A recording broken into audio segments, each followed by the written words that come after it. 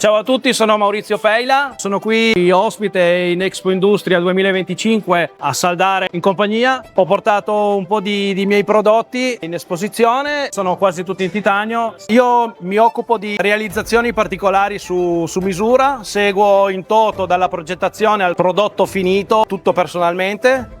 In questo caso qui abbiamo esposti degli scarichi per paramotori, 1, 2, 3.